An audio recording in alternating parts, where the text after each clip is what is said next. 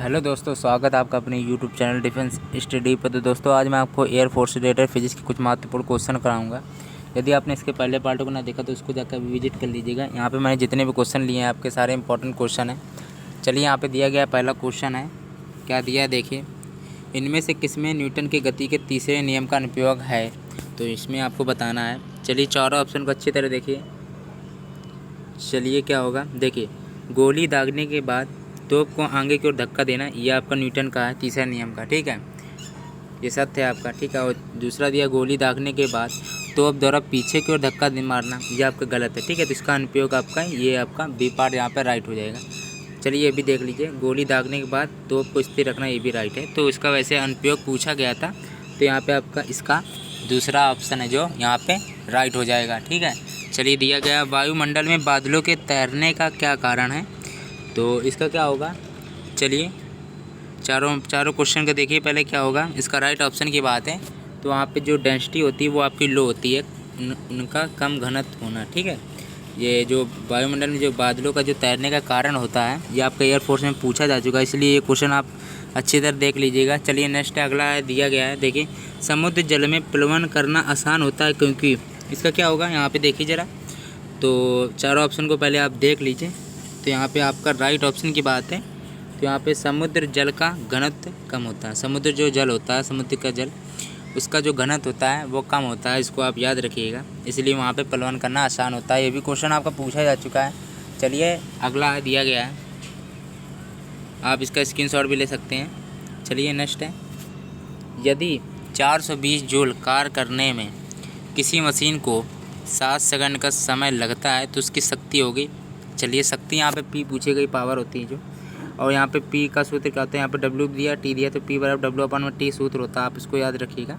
और डब्ल्यू यहाँ पे जूल होता है, जो कितना कार्य 420 किया है, और टाइम आपका 7 सेकंड है, 7 6 42 होता है। यहाँ पे 60 आंसर आपका आ जाएगा, 60 जूल प्रति सेकंड यहाँ पे राइट है। पी बराबर जो शक्ति होती है वो 60 जूल पर सेकंड यहाँ पे आपके राइट ऑप्शन हो जाएगा। यहाँ पे इसका बी पार्ट राइट है, दूसरा नंबर क्वेश्चन राइट है, ठीक है। चलिए, संवेग संरक्षण का सिद्धांत न्यूटन के किस नियम पर आधारित है? तो इसको बताइए क्या होगा। तो देखिए जरा चारों ऑप्शन को पहले आप देख लीजिए, मोस्ट इम्पॉर्टेंट क्वेश्चन है। संवेग संरक्षण न्यूटन का किस नियम पर आधारित है? तो आपका जो द्वितीय नियम होता है न्यूटन का, उस पर आधारित है। चलिए नेक्स्ट है, अगला दिया गया है, आप पहले तो इसकी स्क्रीनशॉट ले सकते हैं, ये इंपॉर्टेंट क्वेश्चन है, ठीक है। चलिए नेक्स्ट है, अगला दिया गया है, देखिए क्या है। चलिए दिया गया, ठोस पदार्थ का उपयोग कर थर्मामीटर प्रायः नहीं बनाए जाते हैं क्योंकि, चारों ऑप्शन को पहले देख लीजिए। तो यहाँ पे सिंपल क्वेश्चन है, इसका राइट ऑप्शन यहाँ पे बी पार्ट दूसरा नंबर क्वेश्चन है। प्रति डिग्री ताप परिवर्तन से ठोस की लंबाई में बहुत ही कम परिवर्तन होता है, यहाँ पे दूसरा नंबर क्वेश्चन आपका राइट है। नेक्स्ट है, अगला दिया गया, किसी द्रव में देखिए क्या है, किसी द्रव में समान त्रिज्या वाले ठोस और खोखले गोले डुबाए जाते हैं, उत्प्लावन बल का मान पूछा गया यहाँ पे, तो क्या होगा। चलिए तो यहाँ पर राइट ऑप्शन की बात है, तो यहाँ पे जो ए ऑप्शन है यहाँ पे राइट हो जाएगा। दोनों गोले के लिए जो समान होगा, ठीक है, उत्प्लावन जो बल होता है वो दोनों के लिए समान होगा। चलिए नेक्स्ट है, आवर्तकाल एवं आवर्ती गुणनफल का मान होता है, ये आपका सीधा क्वेश्चन पूछा गया था, यही लिख के आएगा आपका क्वेश्चन, ठीक है। और ये क्वेश्चन आपका रिपीटेड क्वेश्चन है, तो इसको आप अच्छी तरह देख लीजिएगा। देखिए क्या होगा, इसका आवर्तकाल होता है एवं आवृत्ति गुणनफल जो होता है उसका मान पूछा गया है, तो इसका राइट ऑप्शन की बात है, तो यहाँ पे एक ऑप्शन हो जाएगा, ठीक है।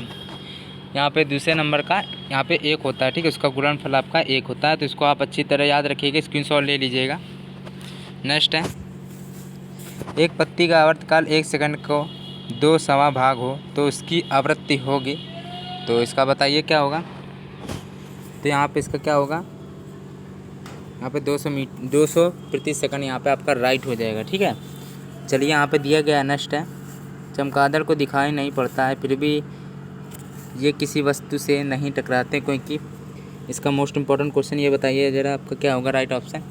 तो यहाँ पे इसका दूसरा नंबर क्वेश्चन राइट है। ये पराशर वो तरंगे उत्सर्जित करते हैं और उनकी जो प्रतिध्वनि सुनते हैं, ठीक है, ध्वनि सुन लेते हैं वो, ठीक है, इसको आप अच्छी तरह याद रख लीजिए, स्क्रीनशॉट ले सकते हैं।